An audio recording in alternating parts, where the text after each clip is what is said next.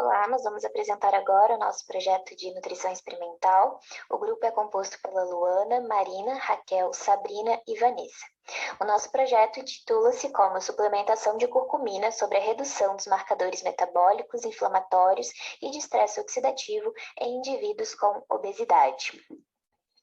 A Organização Mundial da Saúde caracteriza a obesidade como uma doença crônica multifatorial, caracterizada pelo armazenamento excessivo de gordura corporal e capaz de gerar riscos à saúde, como o desenvolvimento de doenças crônicas não transmissíveis. A obesidade ela já é considerada uma epidemia mundial e no Brasil, no ano de 2020, cerca de 30,2% das mulheres e 22,8% dos homens foram diagnosticados com obesidade. O diagnóstico dessa doença é realizado por meio da classificação do IMC e faixa etária, onde o IMC deve se apresentar como 30 ou mais. Essa doença ela apresenta uma etiologia complexa e multifatorial. Dentre os fatores de riscos relacionados às estratégias nutricionais está o padrão alimentar associado à falta da prática de atividade física. Esta doença ela é reconhecida como um estado inflamatório crônico associado ao acúmulo excessivo de gordura corporal e distúrbios metabólicos, onde ocorre uma liberação de citocinas pró-inflamatórias e uma redução das citocinas anti-inflamatórias. Os hábitos alimentares eles podem interferir positivamente, reduzindo o estresse oxidativo e a inflamação no organismo, por meio da ingestão dietética de alimentos com potencial antioxidante e também anti-inflamatório. A curcumina ela tem se destacado bastante e tem sido associada a múltiplos benefícios à saúde. Neste sentido, essa pesquisa busca contribuir trazendo uma estratégia nutricional que pode atenuar esse quadro inflamatório e, de certa forma, auxiliar na promoção da saúde e qualidade de vida, a fim de reduzir ou reverter os efeitos adversos causados pelas alterações metabólicas decorrentes do acúmulo excessivo de gordura corporal, visto que o impacto da obesidade na saúde pública tornou-se alarmante, principalmente por ser fator de risco expressivo para outras doenças crônicas não transmissíveis e mortalidade. Então, o objetivo da nossa pesquisa é avaliar os efeitos da suplementação de curcumina sobre os marcadores metabólicos, inflamatórios e de estresse oxidativo em indivíduos adultos com obesidade. E dentre os objetivos específicos está mensurar os marcadores inflamatórios e de estresse oxidativo em indivíduos adultos com obesidade, aferir os marcadores do metabolismo glicêmico e lipídico e avaliar a influência da curcumina na composição corporal de indivíduos adultos com obesidade. Aprofundando um pouco mais a temática, estima-se que em 2025, a nível global, se tenha 2,3 bilhões de adultos com sobrepeso e 700 milhões de adultos com obesidade. No Brasil, em pouco mais de uma década, houve um crescimento de 12,2% para 26,8% de indivíduos com 20 anos ou mais com diagnóstico de obesidade. Entre as mulheres, esse crescimento foi de 14,5% para 30,2%, e entre os homens houve um crescimento de 9,6% para 22,8% de indivíduos do sexo masculino com obesidade. A obesidade ela é considerada uma epidemia mundial e acometendo tanto países desenvolvidos quanto países em desenvolvimento. Nesse sentido, apresenta-se como uma significante ameaça à saúde pública global. Um estudo estimou a carga econômica das comorbidades relacionadas à obesidade nos Estados Unidos e verificou um maior gasto em saúde em indivíduos com obesidade comparados àqueles sem obesidade, devido ao aparecimento justamente das comorbidades associadas a esta condição. Um fator bem importante nisso é a transição alimentar.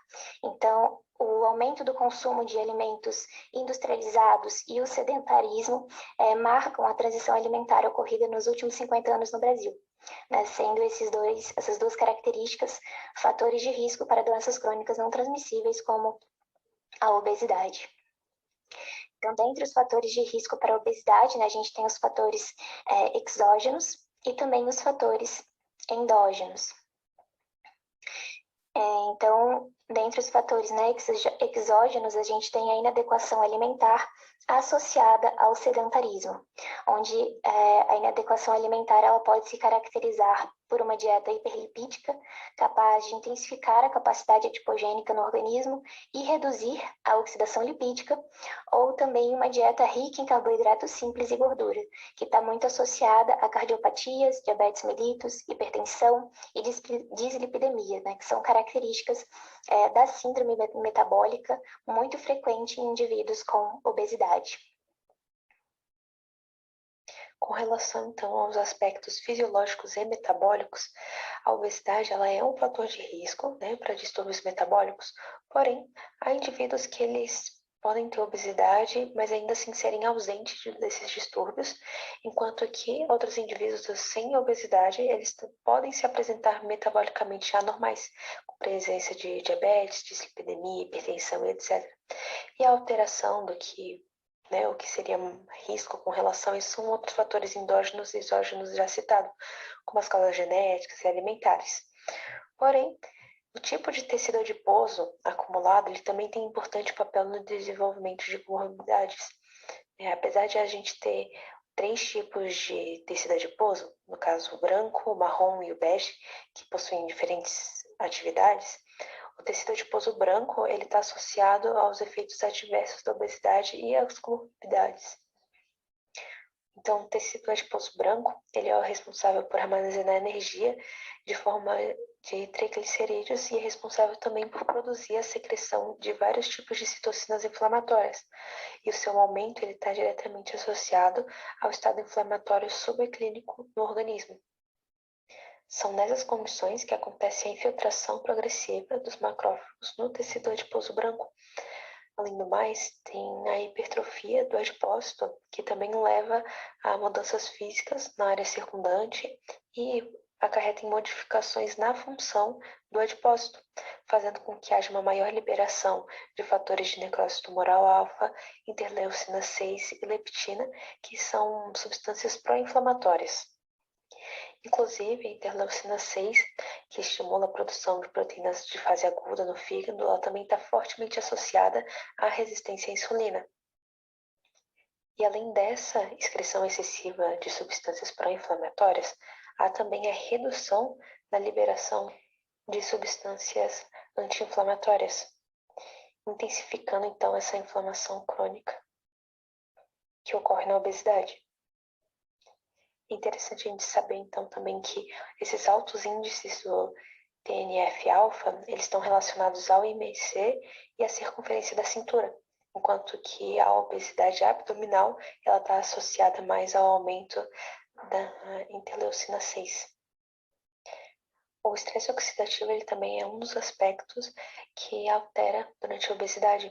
Com relação a isso, né, ele é provocado por níveis elevados dos lipídios teciduais, a infiltração leucocitária excessiva, hiperglicemia, como a gente citou, que é ocasionada, né, por esse acúmulo de gordura e essa inflamação crônica. Esse estresse oxidativo ele também promove alteração como peroxidação lipídica, fragmentação do DNA e oxidação de diferentes moléculas, levando à morte celular. E um bom marcador do dano oxidativo na obesidade é essa oxidação lipídica, né, ou peroxidação lipídica, podendo ser avaliado pelos seus subprodutos. Sendo importante, então, reconhecer esses marcadores, pois eles funcionam de ferramentas para planejamento de ações de controle dessas doenças associadas à obesidade e ao estresse oxidativo. Bom, sobre a curcumina. A curcumina ela também é conhecida como diferoiometano, que é um pigmento polifenólico extraído dos rizomas da cúrcuma. As propriedades terapêuticas da curcumina incluem propriedades antidiabéticas, antioxidantes, anticâncer, anti-inflamatórias, antinefrotóxicas, antiproliferativas, antiangiogênicas, imunomoduladoras e hepatoprotetoras.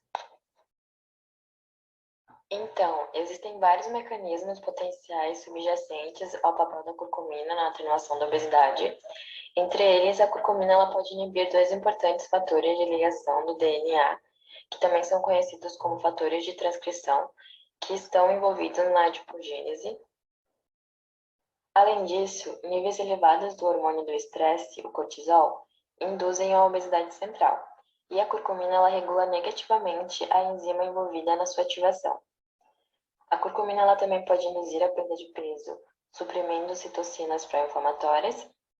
E, por fim, a curcumina ela pode aumentar o gasto de energia e estimular a perda de peso, aumentando a produção de ATP e aumentando a atividade da proteína quinase ativada por AMP.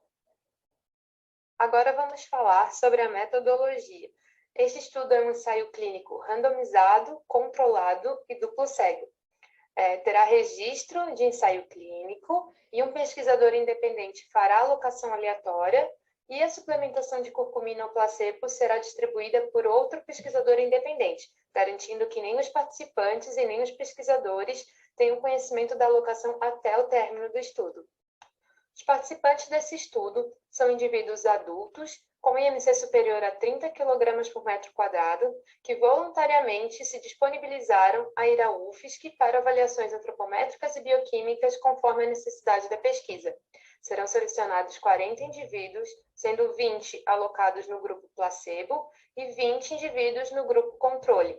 Foram desclassificados os participantes que obtiveram valor menor que 30 kg por metro quadrado de IMC, menores de 18 anos ou acima de 65 anos de idade.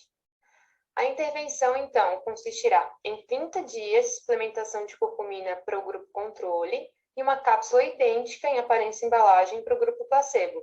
Serão administradas 2 cápsulas de 500 mg ao dia e os voluntários serão orientados a consumir uma cápsula 2 horas após o jejum e uma cápsula 2 horas após o almoço, para que não ocorra nenhum tipo de interação na metabolização do suplemento.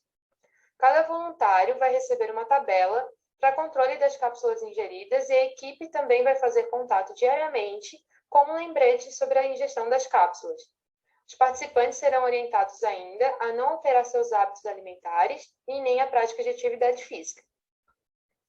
Coleta de dados. Iniciando com os dados antropométricos, o IMC será o nosso primeiro índice, o qual vai determinar se o integrante poderá ou não participar da pesquisa. É obtido através do peso e da altura. E a escolha pelo IMC como ponto de corte é devido a ser um instrumento fácil de ser aplicado e estar ligado à massa corporal e à composição corporal. A aferição da circunferência da cintura e da circunferência do quadril também fará parte dos nossos dados antropométricos. A circunferência da cintura, ela afere a localização da gordura corporal e a circunferência do quadril vai nos dar o cálculo através da relação cintura-quadril. A gente vai poder conhecer a distribuição da gordura corporal dos nossos participantes. Os exames bioquímicos também farão parte dos nossos parâmetros. Entre eles, será aferido a glicemia de jejum, a curva de insulina, os níveis de colesterol. Como marcador inflamatório, escolhemos interleucina 6, por ela estar relacionada à resistência insulínica e à obesidade abdominal. O TNF-alfa, que é o fator de necrose tumoral alfa, por ele estar associado ao IMC e à circunferência da cintura. E como marcador de estresse oxidativo, escolhemos o malonaldeído e a glutationa reduzida. Acerca do processamento e análise dos dados, os dados serão organizados e registrados em banco de dados no programa Excel, com dupla entrada. A análise estatística dos dados será realizada no programa SPSS. As variáveis quantitativas serão descritas e apresentadas em média e desvio padrão da média, se a distribuição for simétrica, ou em mediana e intervalo interquartil, se for assimétrica. Sobre os aspectos éticos da pesquisa.